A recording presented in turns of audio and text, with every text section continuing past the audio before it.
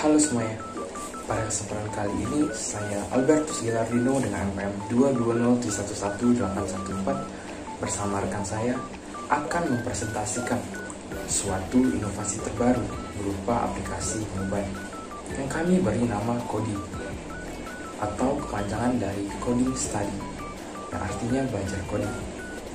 Aplikasi kami mengusung tema pendidikan. Yang melatar belakangi dari inovasi aplikasi kami ialah banyaknya kendala yang dihadapi saat belajar coding. Coding sendiri merupakan aktivitas yang dilakukan seorang programmer untuk bisa melakukan komunikasi dengan komputer dengan menggunakan bahasa pemrograman tertentu. Seiring dengan berjalannya waktu dan berkembangnya industri digital, coding merupakan salah satu skill yang sangat dibutuhkan. Salah satunya dalam dunia kerja, seperti programmer, mobile developer, front-end developer, back-end developer, full-stack developer, software engineer, dan masih banyak lagi. Yang prospek pekerjaan tersebut tak luput dari yang namanya coding. Namun, saat seseorang ingin belajar coding, banyak kendala yang mereka hadapi, seperti merasa stuck dalam proses pembelajaran, kesulitan dalam memahami materi, kesulitan dalam membagi waktu, dan minimnya materi yang ingin dipelajari. Dari masalah tersebut, terciptalah inovasi untuk menciptakan sebuah aplikasi coding yang dapat membantu para user dalam menghadapi segala kendala yang dialaminya saat belajar coding. Timbangan yang melatar belakangi dari aplikasi kami, seperti masalah yang dihadapi dan tujuan dari aplikasi kami telah melakukan suatu riset aplikasi yang serupa. Yang pertama, yaitu aplikasi yang memiliki kesamaan tinggi dengan aplikasi kami. Aplikasi tersebut bernama SoloLearn, yang dimana SoloLearn memiliki cara pengajaran yang menarik dan struktur, menawarkan berbagai bahasa pemrograman, dan tersedianya forum diskusi dan fitur challenge bagi para penggunanya. Namun, kekurangannya yaitu banyaknya materi yang hanya bisa diakses jika berlangganan dan tidak tersedia dalam bahasa Indonesia. Yang kedua, aplikasi yang memiliki tingkat kesamaan yang jauh berbeda dengan inovasi kami, yaitu aplikasi Codechin, yang dimana aplikasi tersebut hanya menyediakan satu bahasa pemrograman dan cara pengajarannya kurang menarik. Dari hasil riset tersebut, kami menemukan suatu kelebihan aplikasi Kodi, yaitu menjadikan aplikasi yang satu dan utuh dan dapat mengembangkan kekurangan dari aplikasi yang sebelumnya, dan juga bermanfaat untuk masyarakat luas dalam mengatasi kendala dalam belajar coding. Fungsi dari aplikasi Kodi sendiri yaitu sebagai sarana belajar bagi siswa atau user di atas 13 tahun dan para pengguna yang mau mempelajari bahasa pemrograman dengan cara belajar yang menarik dan informatif. Kemudian, sebagai sarana perpustakaan atau pengingat bagi user dalam progres-progres yang telah mereka lakukan dalam mempelajari bahasa pemrograman. Dan yang terakhir, agar dapat meningkatkan sumber daya manusia, terutama dalam bidang IT atau pemrograman. Dengan saya, Samuel Chandra Wijaya, dengan NPM 220711794, saya akan menjelaskan tentang fitur dari aplikasi kami dan data yang kami gunakan. Fitur dari aplikasi kami yang pertama, menyediakan berbagai macam bahasa pemrograman. Jadi, kalian bisa mempelajari bahasa apapun yang ingin kalian pelajari. Lalu yang kedua, fitur dokumentasi program. Fitur dokumentasi program di sini seperti library. Jadi kalian bisa mengkopas sesuatu, code seperti itu, ke dalam code kalian. Lalu yang ketiga, menyediakan forum diskusi. Jadi kalian bisa menanyakan sesuatu yang kalian tidak tahu, atau kalian bisa menjawab seseorang yang sedang bertanya. Lalu yang keempat, menyediakan berbagai macam materi yang menarik, dari yang gratis hingga berbayar atau subscribe, dengan metode pembayaran yang mudah, seperti melalui transfer bank dan dompet digital lainnya, seperti Shopee Pay dan lain-lain. Lalu yang kelima, menyediakan fitur Daily Challenge, yang dapat diakses oleh para pengguna aplikasi kami. Jadi setiap harinya, para user akan diberikan daily challenge agar materi yang telah dipelajari tidak terlupakan. Lalu yang keenam, menyediakan scan code untuk membantu para pengguna dalam menghadapi kesulitan. Jadi, user dapat memfoto atau men-scan code mereka dan kami akan mendeteksi apakah code itu error dan kami akan memberikan solusinya. Lalu yang ketujuh, menyediakan fitur pengajaran step by step, dari tutorial hingga praktik untuk memudahkan para user memahami materi yang sedang dipelajari. Lalu selanjutnya, data yang kami gunakan. Yang pertama adalah database. Database yang kami gunakan ada dua, yaitu MySQL dan SQLite. Database kami gunakan untuk mendata user dan data materi pembelajaran. Lalu selanjutnya, data review. Kami akan menggunakan aplikasi pembelajaran lainnya untuk mencari keunggulan dan kekurangan aplikasi tersebut, agar kami dapat mengembangkan di aplikasi kami. Lalu selanjutnya ada machine learning. Digunakan untuk mengetahui ketertarikan user dan rekomendasi yang akan kami berikan kepada user tersebut.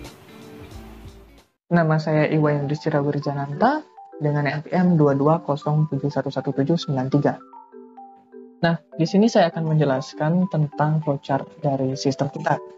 Pertama, user akan buka aplikasi. User dapat sign in atau sign up. Untuk sign up, user dapat menginputkan data-data sign up yang diminta oleh sistem.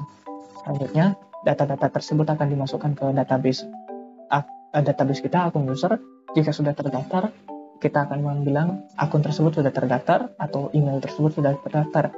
Jika belum, user akan langsung dibawa ke main menu. Untuk sign in, user dapat menginput login. Setelah menginput login, data login tersebut akan dicek di database akun user. Jika di database akun user tersebut ada akun login tersebut, ya sudah, user akan dibawa ke main menu. Jika tidak, password atau username salah. Nah, di main menu ada beberapa fitur. Yang pertama itu ada dokumentasi. Dokumentasi di sini user akan menginputkan data yang ingin dicari dan data tersebut akan dibawa ke database. Database itu akan mengeluarkan data yang dicari oleh user. Nah, setelah itu sistem akan bertanya apakah user ingin mencari lagi atau tidak. Jika tidak, user akan dibawa ke main menu. Jika iya, dibawa ke dokumentasi lagi. Selanjutnya ada fitur yaitu scan code. Scan code, user dapat menginput foto code user dan foto tersebut akan dimasukkan ke database kita. Nah, di database, selanjutnya sistem akan mengeluarkan deteksi errornya di mana dan memberikan solusi dari code tersebut. Nah, sistem akan bertanya apakah user ingin scan lagi atau tidak. Jika iya, scan code. Jika tidak, main menu. Selanjutnya ada forum. Jika user akan masuk ke proses forum. Sistem akan bertanya jika user ingin bertanya atau tidak. Jika iya, sistem akan membawanya ke proses pertanyaan dan menyimpan data pertanyaan itu ke dalam database diskusi. Jika user tidak ingin bertanya, akan ditanya jika user ingin berkomentar atau tidak. Jika iya, akan masuk ke proses komentar. Jika tidak, akan masuk ke pertanyaan, yaitu ingin kembali ke menu atau tidak. Nah, setelah masuk ke proses komentar, data komentar itu akan dimasukkan ke database diskusi kita. Nah, habis dari database diskusi sistem akan membawanya ke pertanyaan, yaitu kembali ke menu atau tidak. Jika tidak, forum. Jika iya, main menu. Setelah itu, di main menu, user akan juga dicek akunnya. Jika untuk kursus itu akunnya akan dicek. Apakah akun tersebut sudah memilih kursus atau belum? Nah, jika belum pernah memilih kursus, sistem akan memberikan rekomendasi bahasa pemrograman yang cocok atau kursus-kursus yang cocok untuk user. Jika sudah, sistem akan bertanya kursus tersebut sudah terselesaikan atau belum. Jika belum, sistem akan melanjutkan sesuai dengan progres sebelumnya. Jika sudah, sistem akan memberikan rekomendasi bahasa yang baru atau kursus yang baru. Nah, sistem user dapat memilih kursus yang diberikan. Ada kursus berbayar dan tidak. Kursus berbayar, user akan dibawa, yaitu adalah metode pembayaran subscription. Cara pembayarnya itu ada banyak, seperti bank dan yang lainnya.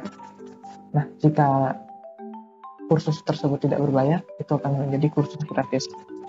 Setelah itu, user dapat menekan pembelajaran di dalam kursus tersebut.